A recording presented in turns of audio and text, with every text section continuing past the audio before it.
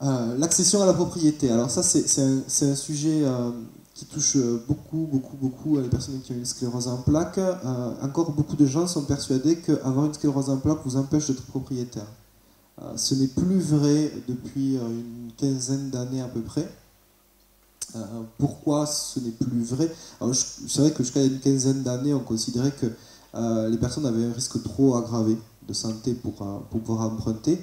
Alors, le changement n'est pas dû à la convention AERAS, le changement est dû au fait que les assureurs se sont aperçus, en fait, toujours avec un décalage assez grand, parce que je vais vous expliquer en 2 secondes comment fonctionne une assurance. En fait, une assurance, vous avez beaucoup de gens qui gèrent l'administratif, et puis tout en haut, tout au-dessus, vous avez les dieux sur l'Olympe, c'est ce qu'on appelle les actuaires. C'est les personnes qui décident du jour au lendemain si une personne qui fume, elle est dangereuse ou pas. Si une personne qui a une sclérose en plaques, elle a 3% ou 4% de chance d'être invalide dans les 5 prochaines années.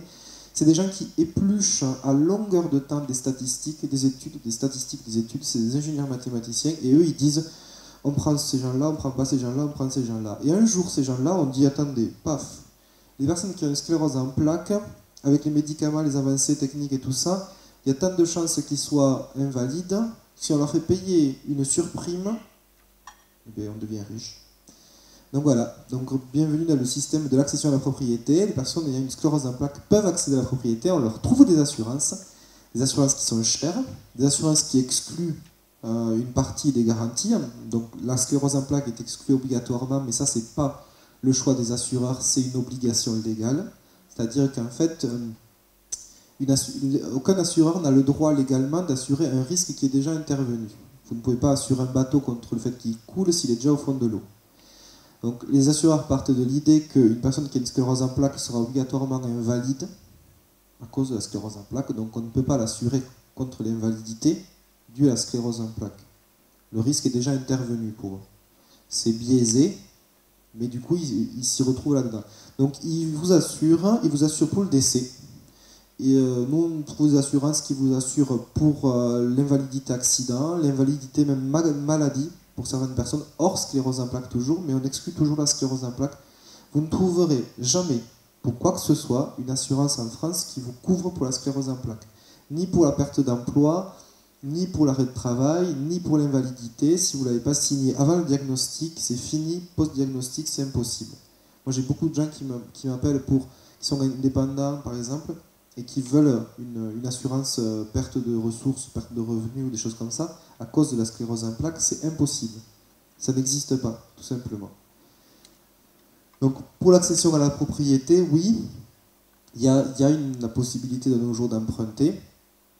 Vous pouvez trouver des assurances, surtout, parce que les banques, elles prêtent de l'argent. C'est les assurances qui bloquent. Les assurances vous assurent. Vous revenez ensuite vers votre banque et vous lui dites, voilà, j'ai une assurance qui me couvre. Votre banque accepte l'assurance que vous lui amenez et vous pouvez ainsi accéder à la propriété. C'est fini, donc les années où c'est que les personnes qui ont une sclérose en plaques restaient locataires ad vitam aeternam, même si ça reste ancré dans les esprits, c'est fini. Tout le monde peut accéder à la propriété de nos jours. Alors les deux derniers points, je les ai rajoutés récemment en discutant avec des professionnels qui travaillent avec les personnes atteintes, parce que c'était le mandat de protection future, c'est quelque chose que je connaissais bien, et directives anticipées, c'est quelque chose dont les personnes qui travaillent avec les malades ont besoin. Alors, les directives anticipées, qu'est-ce que c'est? C'est à la base une loi expliquant que si vous écrivez sur un papier libre vos volontés en matière médicale et que vous les remettez à votre médecin et qu'elles sont rajoutées à votre dossier médical, votre médecin en tiendra compte. En langage plus commun, c'est la loi sur l'acharnement thérapeutique. C'était la fameuse loi où c'est ce qui a permis aux gens de dire à leur médecin, je ne veux pas que vous fassiez que vous m'intubiez, je ne veux pas que vous me mainteniez en vie, je ne veux pas que vous vous battiez pour moi, je veux que vous me laissiez mourir tranquillement. À la base, c'est ça. Sauf que la loi ne dicte pas le contenu de ces directives anticipées. Ça veut dire qu'au final, les personnes peuvent y mettre beaucoup plus de choses que juste, si un jour je suis en fin de vie, je veux soit qu'on s'acharne sur moi, guillemets, soit je ne veux pas d'acharnement thérapeutique.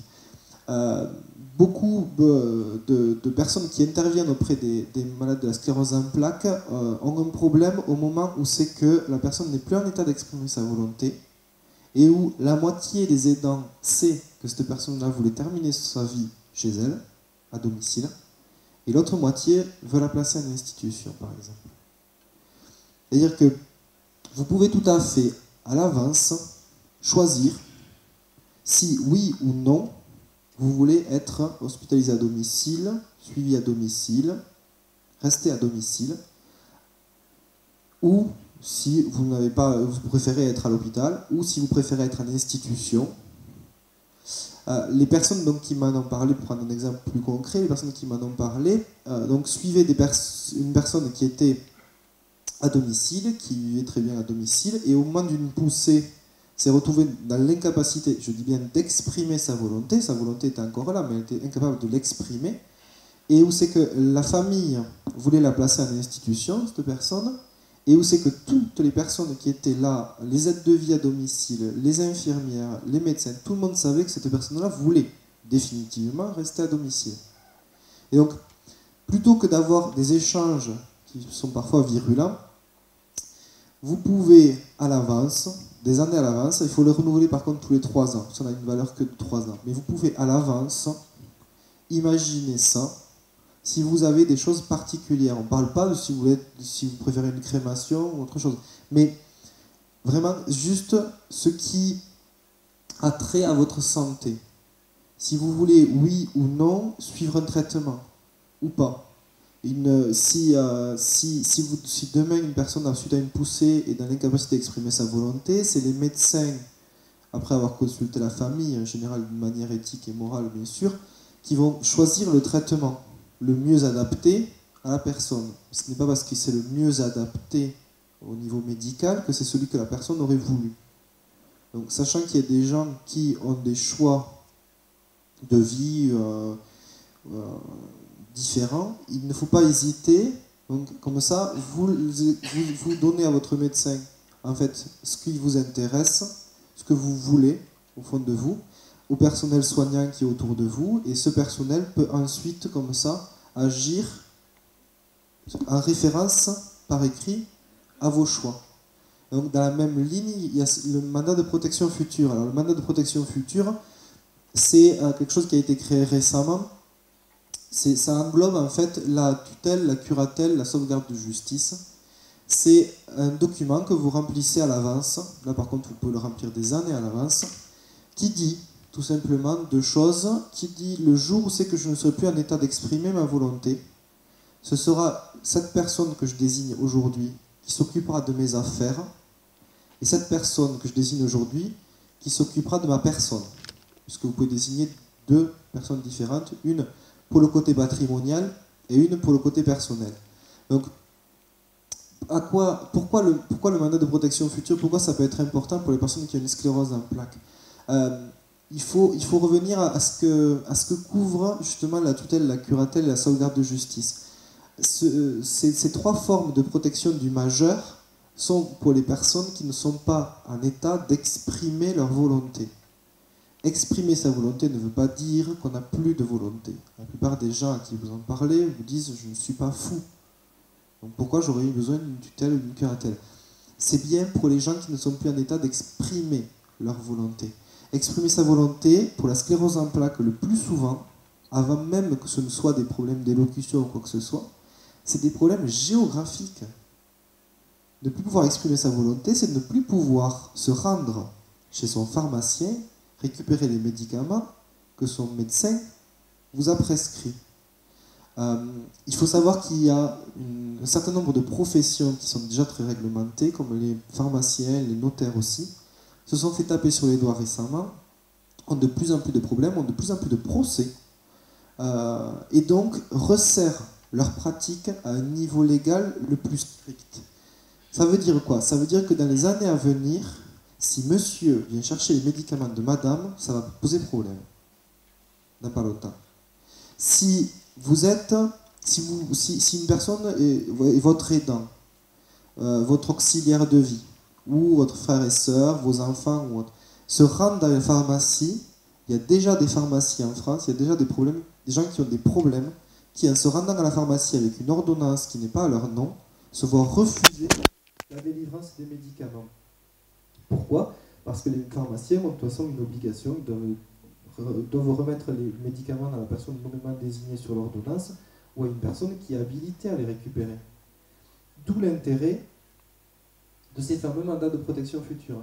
Vous choisissez à l'avance la personne qui, le jour où c'est qu'on vous mettra sous curatelle, ça peut être à votre demande, la curatelle, s'occupera de toutes ces affaires. Ça fait quoi? Ça fait que la personne qui est, de toute façon, déjà, de facto, votre aidant, la personne qui se déplace pour vous, qui fait déjà, qui s'occupe de vos affaires, qui gère vos médicaments, qui va faire le tour de tout ce dont vous ne pouvez plus vous occuper, cette personne-là devient officiellement la personne en charge.